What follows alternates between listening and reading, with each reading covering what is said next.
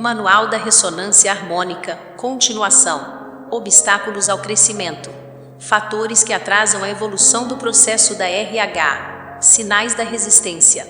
Vejamos como a resistência imposta pelo ego fica evidenciada durante o processo de transferência de informação realizada pela ressonância harmônica.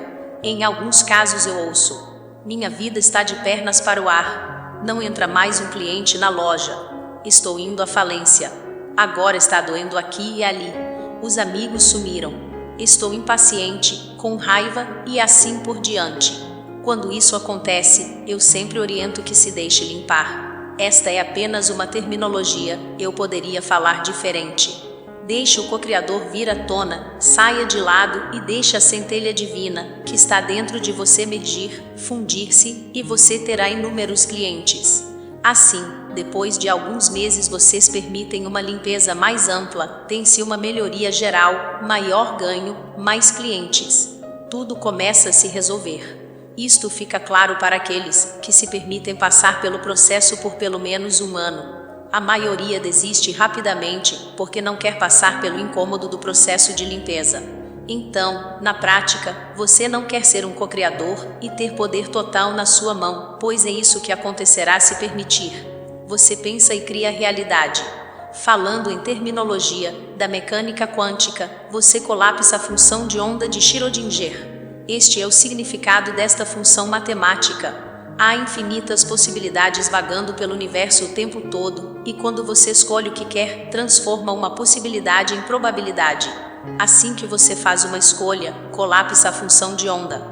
Surge uma probabilidade que se transforma em realidade rapidamente, se você estiver colocando energia nela, com a emoção coerente. O fator alegria. O processo criativo está vinculado diretamente com a qualidade dos sentimentos envolvidos.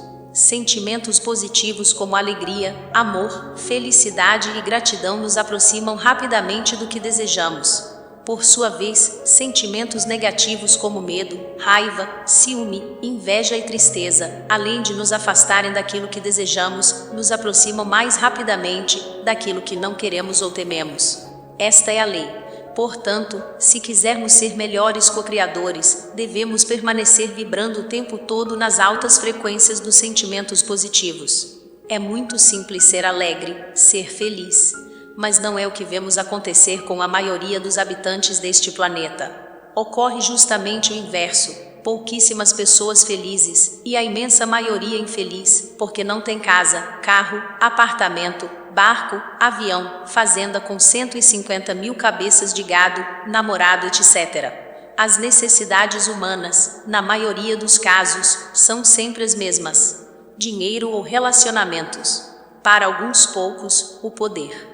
Que tal começar o dia sentindo gratidão por tudo que já tem, por todas as bênçãos que recebeu na vida? A gratidão tem o poder de aumentar muito sua frequência vibratória.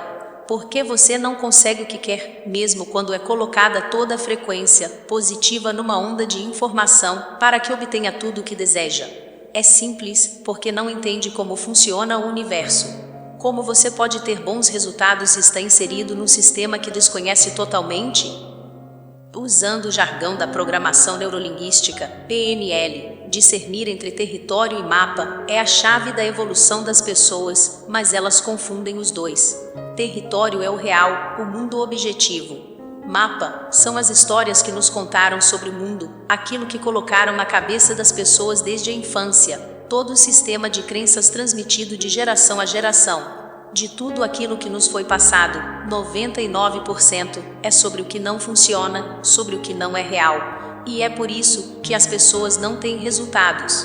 Se tivessem um mapa real do território que os orientassem, teriam os resultados que almejam. Não existiriam impedimentos para se conseguir bens materiais e relacionamentos satisfatórios.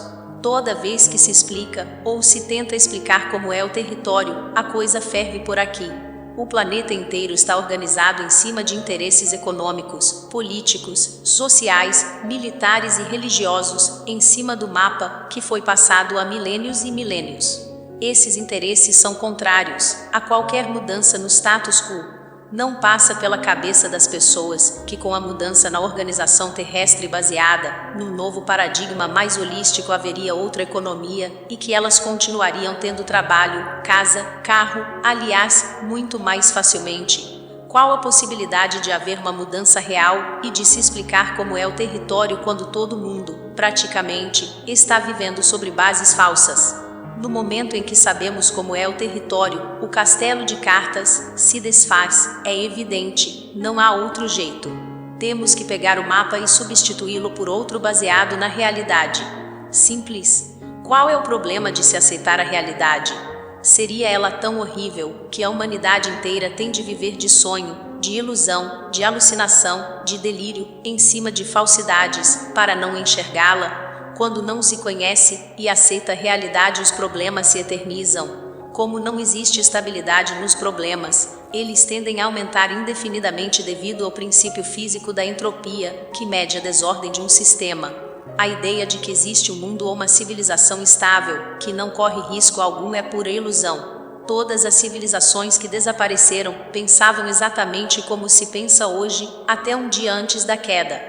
Ou cada ser humano do planeta resolve fazer uma busca interna visando a evolução, ou os arquétipos que estão vivenciando seguirão seu ritmo natural. Jung foi o único cientista que disse o seguinte: dentro do ser humano existem dois centros, um deles é o ego, o outro é o self, que é quem realmente comanda tudo.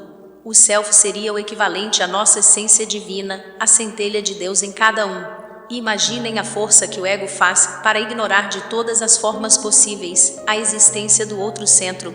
Existem duas forças vivendo simultaneamente dentro de você, e isso pode ser notado e sentido nas oscilações que você apresenta na sua vontade.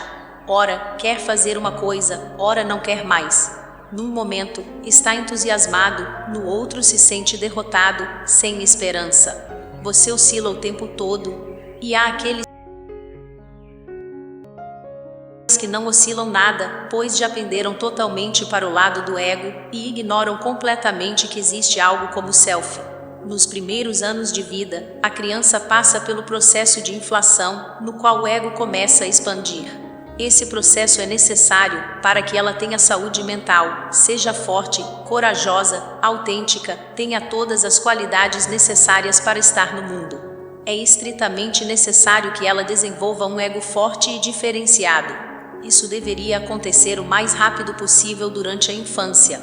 Com o ego formado, começaria o processo que Jung chamou de individuação, que é a ligação entre o centro do ego com o centro do self, o todo. Portanto, esta criança começaria a ligar-se ao todo e, gradualmente, seu ego iria diminuindo até ser totalmente incorporado pelo self. Traduzindo, quando você entra num processo de individuação, e isso tem que ser consciente, através do poder do livre-arbítrio, de boa vontade, sem resistência, sem choramingar, sem reclamar, sem lamentar, seus problemas desaparecerão rapidamente, deixarão de existir as necessidades humanas normais. Todavia, se você resiste à individuação, permanecerá inflando o ego indefinidamente, com todas as consequências advindas disto.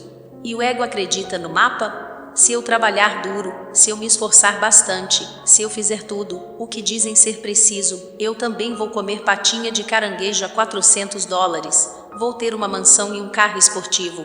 É muita inocência. Estamos oferecendo exemplos referentes a dinheiro, mas isso pode se estender aos relacionamentos, saúde e aos negócios. É ruim para os negócios saber como é o território, realidade. Mas os negócios são de quem mesmo? Do ego. É ele quem teme perder mercado, se começar a negociar pensando no bem maior do cliente e não no seu próprio. Este é o problema. A pessoa só raciocina com o ego e ele se apodera dela. Ela ignora completamente que tem outro centro, o self, que é o seu orientador, guia ou mestre, como queiram chamar. A pessoa nem percebe que seu corpo não lhe pertence. No momento, ela está usando uma quantidade gigantesca de átomos para criar um envoltório para sua essência, mas ela não é a dona deste corpo. Mas, por achar que é a dona, faz com ele o que bem entende, abusa do veículo de todas as formas. No momento em que ignora self, o indivíduo passará a arcar com as consequências, porque atrairá o que se chama antimatéria. Antimatéria une-se à matéria natural do corpo e a anula, causando danos à sua estrutura energética e física, o que gera todo tipo de doença somática. Essa negligência com a própria evolução custa muito caro.